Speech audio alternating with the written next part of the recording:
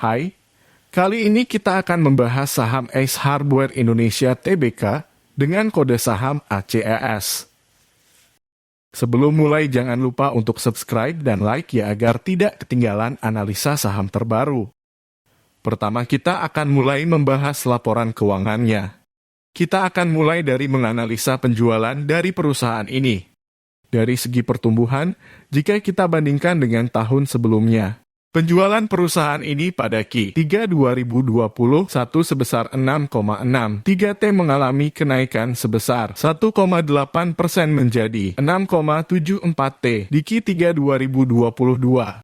Ini merupakan tanda yang baik, apalagi jika perusahaan dapat mempertahankan kenaikan revenue atau penjualannya. Pertumbuhan penjualan tahun ini sebesar 1,8% mengalami percepatan pertumbuhan jika dibandingkan rata, serta 3 tahunannya yang sebesar minus 5,7% per tahun.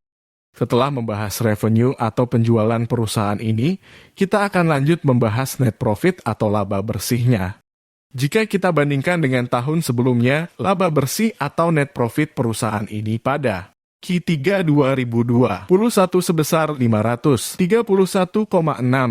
M mengalami kenaikan sebesar 41,17% menjadi 750,50 M di Q3 2022. Ini merupakan tanda yang baik, apalagi jika perusahaan dapat mempertahankan kenaikan laba bersihnya. Pertumbuhan laba bersih tahun ini sebesar 41,2% mengalami percepatan pertumbuhan jika dibandingkan rata-rata 3 tahunannya yang sebesar minus 9,3% per tahun. Setelah melihat dari sisi pertumbuhan penjualan dan laba bersihnya, sekarang kita akan menganalisa margin profitabilitas dari perusahaan ini. Kita akan menganalisa gross profit margin dan juga net profit marginnya. Yang pertama, kita akan membahas gross profit margin. GPM perusahaan ini mengalami penurunan. Jika kita bandingkan dengan tahun sebelumnya 49,2% turun menjadi 48,5%. Penurunan GPM menandakan perusahaan tidak dapat mempertahankan biaya pokok penjualan atau COGS-nya. Sekarang kita lanjut ke rasio profitabilitas selanjutnya, yaitu net profit margin atau NPM. NPM perusahaan ini mengalami kenaikan. Pada tahun lalu sebesar 7,9% naik menjadi 10,9%.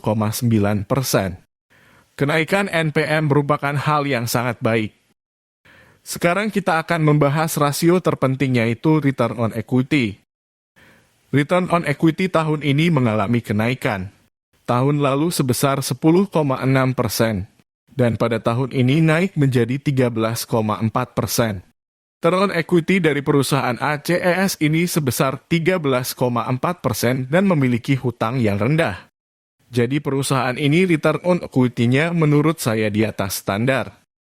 Sekarang kita akan beralih menganalisa kesehatan perusahaan yang banyak mengambil data dari neraca keuangan atau balance sheet.